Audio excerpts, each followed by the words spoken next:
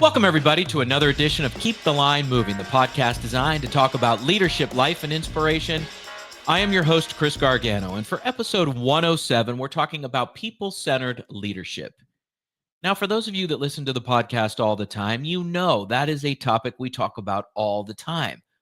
But with each guest comes a unique story about people-centered or value-centered leadership. This story today is exactly that. Unique. Dustin Heise is our guest. You may recognize that name. He's the CEO of Canada Snowboard. He grew up loving the sport, which allowed him to have passion throughout his 20 years working for the organization. He started out as the manager of sport development back in 2006. He then became the senior director of sport and system development, and then rose to the position of CEO, which he became in 2018. He will tell us about learning the business of snowboard, what it takes to lead folks, get everyone on the same page. He'll tell us about his 5 Ps, the guiding principle of his organization, and why those are important. He will share anecdotes. He will take us down the hill, the mountain, what it's like to shred. He's very descriptive in his language, what it was like as a child, who he learned from, who were his inspirations growing up. A people-based approach to leadership. Dustin comes to us today from Parksville, British Columbia, in the beautiful country of Canada. Here is his story on Keep the Line Moving. All right, Dustin, let's dive in. So you have a passion for snowboarding. For goodness sakes, look at behind you. You've got surfboard, you got snowboards over there. Yeah, it's just dialed in. Let me ask you, when did the passion for outdoor sports, snowboarding specifically, when did that become part of you? Yeah, well, in the 90s, growing up here on Vancouver Island, as you'll well know, all board sports were really starting to fire on all cylinders, and beside music culture and the aesthetic of it all, I really just saw the potential with these sports for me, and they just gave me so much, and they inspired me so much to see what was possible. And it was a group of sports, through skateboarding, snowboarding, surfing, wakeboarding at that time as well, that it could really throw myself into. And there was no limits to access, especially with skateboarding, and then in the winter snowboarding. That always stuck with me, of setting new goals and achieving that goal, and taking slams, but also getting back up every time, and looking at what was possible, and what was going to be next for the next session. Absolutely. So you're always creating, right? You're always finding a way to get down the hill in a creative fashion and test the limits, like you're saying. And despite falling a lot, you get back up. Was that a life philosophy that you learned through snowboarding, or was it a byproduct of just enjoying the sport? I think you're spot on. I think it's a bit of a learned philosophy as you get a minute to mature, grow, and reflect.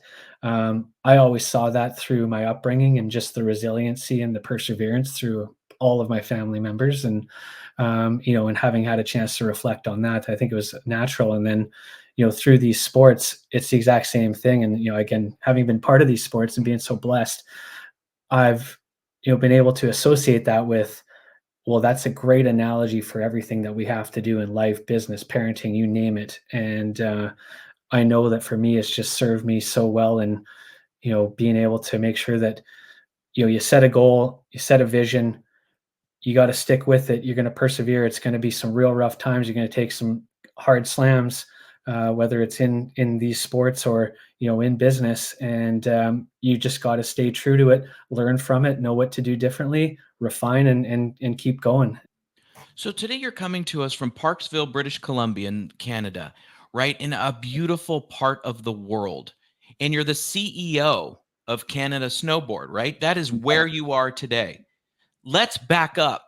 Tell us about, now you've alluded to your relationship with the sport itself, but what in your childhood has got you to where you are today? And this is a Steve Jobs quote and theory that when we get older, we connect the dots. So I'm asking you right now, connect the dots if you could for us.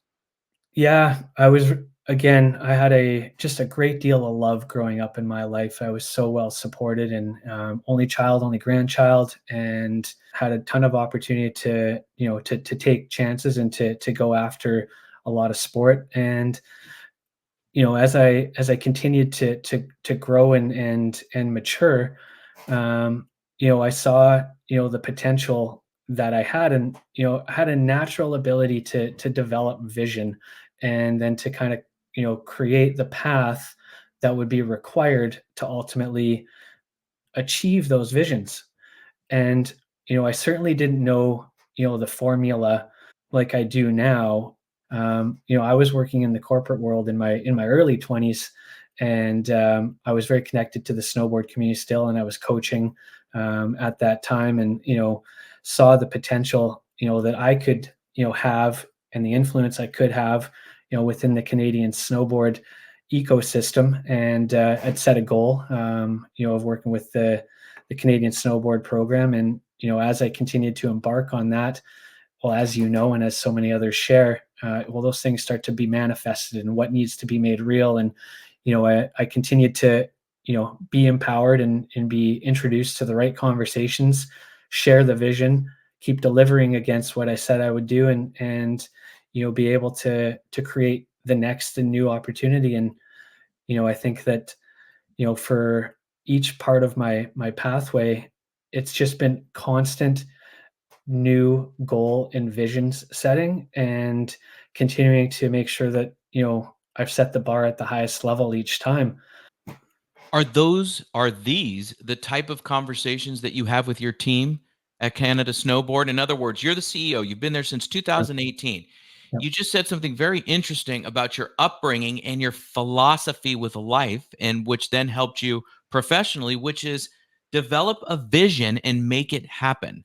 Not all of us can say that we've made all of our visions happen, but it seems like your track record is pretty established.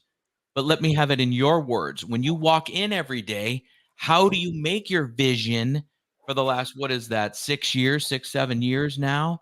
How do you make your vision a reality in leading the people that look to you for leadership? Great question. I've learned so much over this last 6 years, and been again blessed to be afforded the opportunity to learn.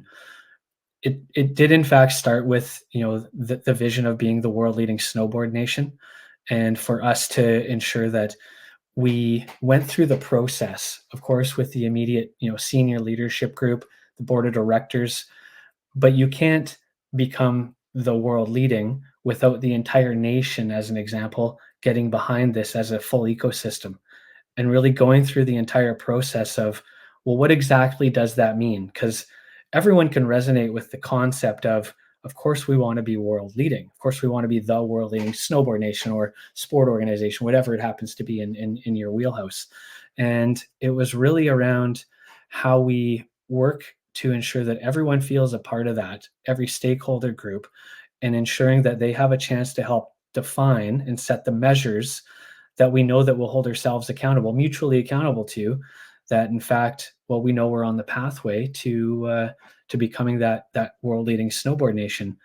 And I think that's the one piece that we continued to, from early in 2018 there, to execution of just a key milestone at the last Olympic and Paralympic Games there in 2022. And I know you'll appreciate, like, a great proportion of that Olympic and Paralympic quadrennial was during the pandemic. And that was an extraordinary time for any organization, any sport organization, as we'll all remember. And I think that was really a hugely galvanizing opportunity for us as an ecosystem, where we all really rallied around being there for one another first and foremost at a health and well-being level, and then how we wanted to make sure that we stayed true to doing what we said we do, and non-stop innovation on pushing the limits of what was possible during shutdown, and different creative ways of keeping snowboarding and snowboarders engaged, and virtual competition and things of that nature. So just trying to get really creative in that phase and period of time. And no doubt, as we had some of those groundbreaking achievements for the organization, it's one thing to have a great result, and I know you and people that you surround yourself with know all too well what it takes to in fact repeat on that time and time again. And that was the goal. Now for us, it's one thing to have the world leading Olympic or Paralympic results as an example.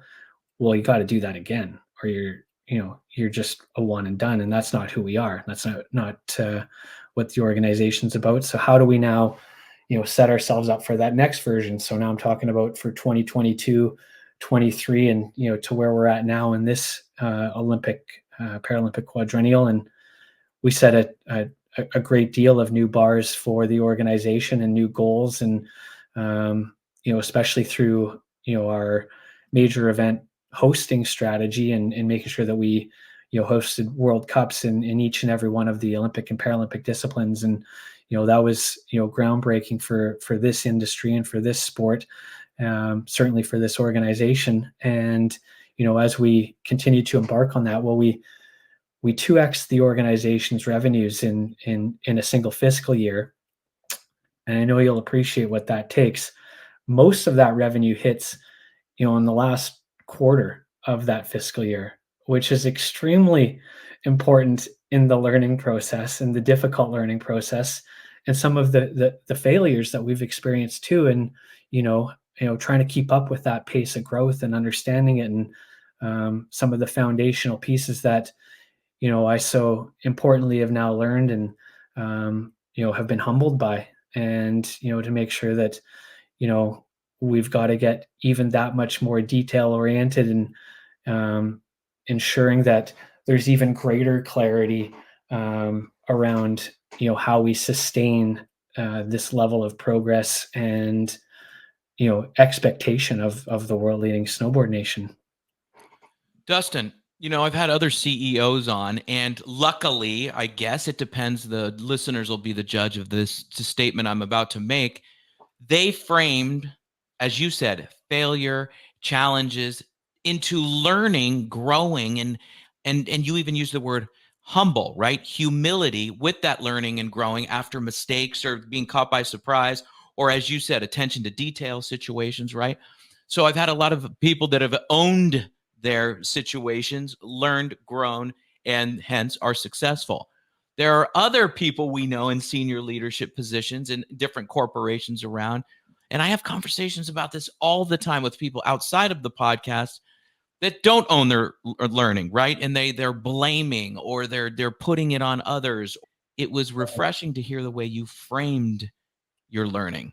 Could you expand on that a little bit further, right? And what you mean? And don't give away state secrets. I know you won't. You're smart. Absolutely, yeah. But just so there's people out there Yeah. that want to know that humility is powerful. And I don't mean to be soapboxy, but it's worth pointing out the great words that you used, if I may. Yeah, no, thanks. And I think it is an important one to dig into.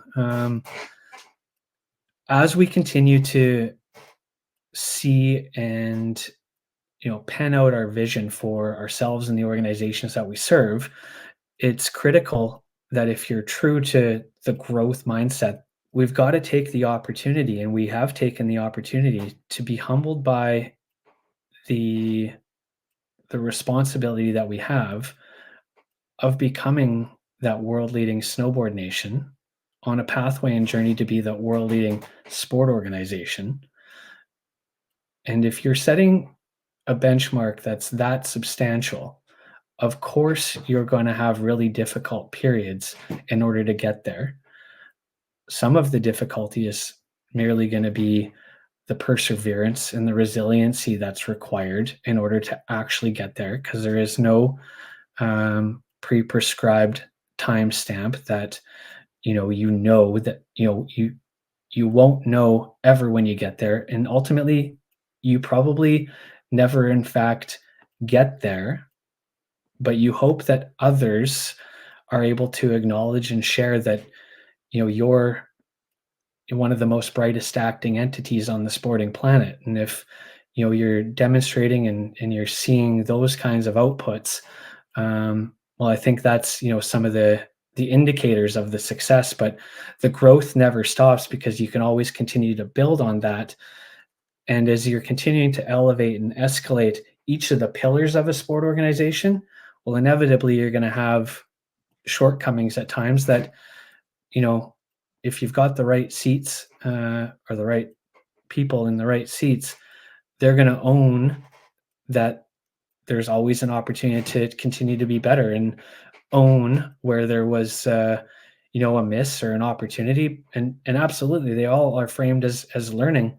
And we've had a ton of that. I've had a absolute truckload of that over the last 18 months, and but also never been more passionate and more inspired by the potential. I've also never grown as much as I have over the last 18 months.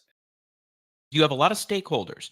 Yeah. You have yourself as the CEO, your leadership team, the group that makes up your organization, Canada Snowboard. You also have the athletes and the coaches, right? And navigating the complexities of competitive sports at that level, right? As you said, look at the Olympic medals and the Paralympic medals that you've won in 22, right? And you're gearing up for the next Olympics. Yep. Let's look at this. How do you listen to and make room for all the stakeholders involved in Canada Snowboard? I think that's a big part of the ongoing learning process. So we started to develop um, a few years back, probably 2019, 20, started to understand like, well, what's the key differentiator of, a world leading sport organization? And it's, for sure the ability to hold yourself accountable to your values and an established group of values that you ultimately all agree to at some level, right? And so we started to build out a sport culture index that we'd use to measure both the organization, its staff, its board, and others within the ecosystem. And then we would do an additional one with just all of our athletes, of course, that are on each of our national teams and next gen programs. And we'd gather that feedback. In addition to that, we have a really amazing athletes council that is athlete led, and also does surveying. And then we can develop, well, how do we want to treat that feedback, and how do we want to make sure that we can improve in those areas, and what are the strategies to do that against? So we do that. What I've also continued to learn, and I would say this is both absolutely relevant to both athlete but also the broader stakeholder base, is more ongoing connection and even subjective touch base, and making sure that the time and investment with the athletes in conversation and listening, and making sure that you're present. And I think that no matter what, then as a leader, you're able to take that in and certainly make both objective and then anecdotal abilities to pivot on certain pieces to demonstrate, well, very clearly we're listening and trying to move the needle in that specific need area. And I think that's probably the best way I could kind of share kind of where we're at with that and where I'm at with that at this time. Hey, I visualize it very, very easily, and I'm sure the listeners did as well. So let's connect something here, if I may. Back to what you said earlier. You're very good at establishing a vision and making that happen. Number one. Number two, it's clear you're very passionate about your job as CEO and about the sport. How much do those three elements, your passion for your job, doing well, and bringing Canada Snowboard where you want it to go, and I'm sure collectively where everyone wants to take it, the passion for that, the passion for the sport itself, and your ability to establish a vision. Does that help with those conversations, staying present, staying, the words that you use, touch base with folks in a consistent manner, staying present. And then you said listening. There's so much intricacies to running a great, cohesive organization. And that's where I love where you're going. So in my long-winded question, how do you come out with a great answer? Because I know you will. Yeah, thanks. Well, passion, and then linking it together towards the intended outcome and shared vision. Also, for anyone listening, and snowboard is absolutely such a beautiful sport. It doesn't matter what sport or what the vehicle is or what the entity is. I think this is all extremely relevant to any of the business sectors that we operate in, any particular sport. There's no question that the recipe is really, it's really it's the same, and I think there's a ton of opportunity. But the passion piece, I think that goes without saying in leadership, kind of no matter what. You're spot on. I've been afforded a ton of passion, and I've got a ton of passion, and the passion is certainly alongside snowboarding. And I guess I'm fortunate that I can connect specific to that with snowboarding community and certainly snowboarders. But I'd say you're bang on with like the passion is able to resonate, but the passion is also what gave me the fuel, or what gives many of us the fuel for the perseverance and the resiliency required in order to actually see it all through. Because there's no question that all of us, anyone in any space, at times you get so broken or you get so beat down through the process along the way that of course there's moments of discouragement, and then you get a chance to ensure that that negativity doesn't fester, and then you ensure that you refocus and put the energy back to where it belongs, and making a difference in people's lives. And at each stage of the athlete pathway and the snowboard pathway, for example, it was really meaningful to be able to connect with each of the athletes that that are inspiring that next generation, that are at the elite level, and certainly world leading in so many ways by either speed or skill or tricks and things of that nature.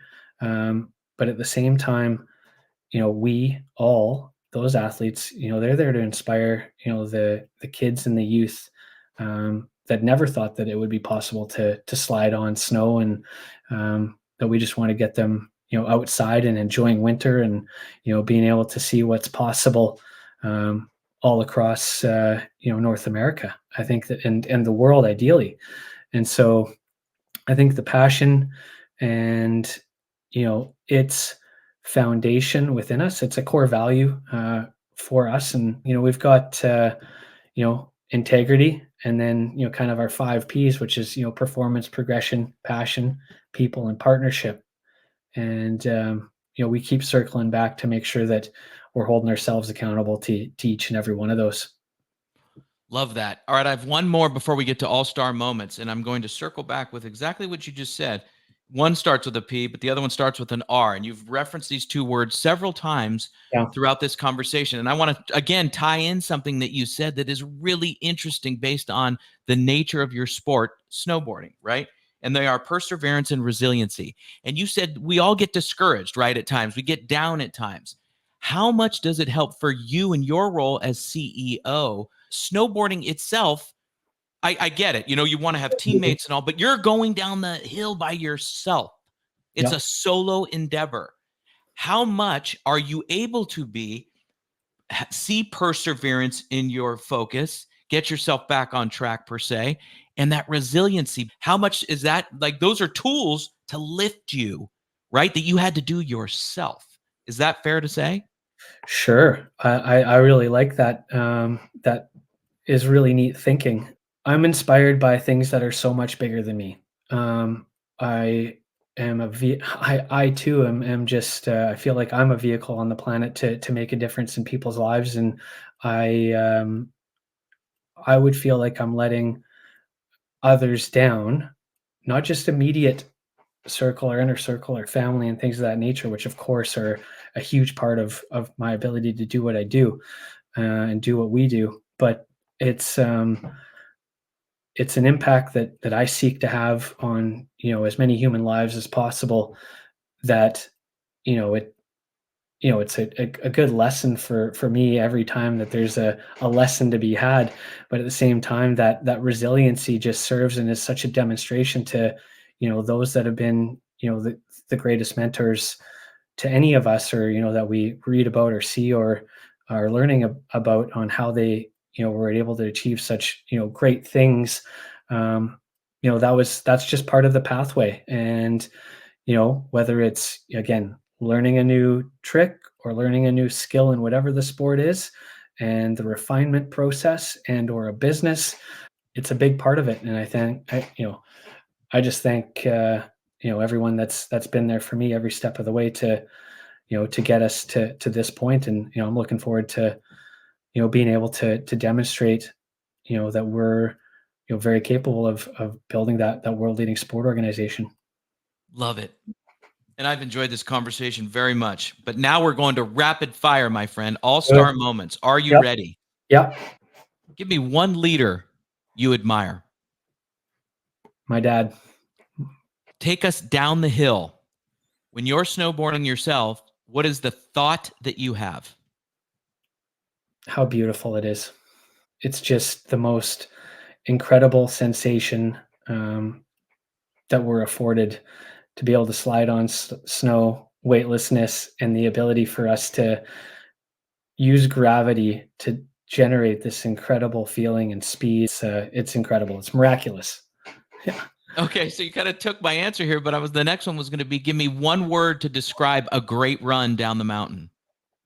Phenomenal. Describe yourself as a snowboarder in one sentence. Tenacious. Describe yourself as a CEO in one sentence. Visionary. Now I'm going, if you listen to the podcast all the time, I'm going to some staples here that I think are very applicable to you. How do you deal with adversity? Prayer and exercise. Hiring people to become part of Canada Snowboard, whether on the board or in your team or whatever, somebody, what do you look for? Drive, entrepreneurialism, vision, work ethic. Last one. The value of collaboration is what? Enabling to achieve the fullest potential. Love it. Dustin, this is great. I could talk to you all day. Oh, it's a great conversation. Yeah, thank you. Have a great one. And we thank Dustin very much for being on the show. I have a few takeaways from today's conversation. Number one, and we talk about this all the time on the podcast, growth mindset. I think you would agree that Dustin embodies the growth mindset, positivity, enthusiasm, energy, and passion for Canada Snowboard, right? Getting his team together, leading by example, creating that vision and making it a reality. You could feel the preparation that they're doing for the 2026 games. We'll get to those in just a second. Number two, let's review Dustin's 5 Ps in case you didn't get them the first time. Performance, progression, passion, people, partnerships, the guiding principles of Canada Snowboard. And finally, back to the 2026 games taking place a year from this coming February in Milan, Italy. February 2026, the Milano Cortina Winter Olympic Games. Fantastic. Hope you enjoyed this episode, everybody. And we thank you very much each and every week. Subscribe, follow, hit the thumbs up. We appreciate it. Let's rock, let's roll. Coming season 3 in January of 2025. We thank you so much. Take care, everybody. Have a great week. Happy holidays. We'll see you next time on Keep the Line Moving. Every week, you hear guests on this podcast talk about some of their biggest leadership challenges. As a leader, you want to make an impact on those you lead and reach your organization's goals, while also optimizing your time management. Wherever you are in your leadership journey, we could all use some help. This is what we focus on with our group and individual coaching services. To book a call or get more information, email me directly at chrisg@garganoleadership.com or visit our website at garganoleadership.com.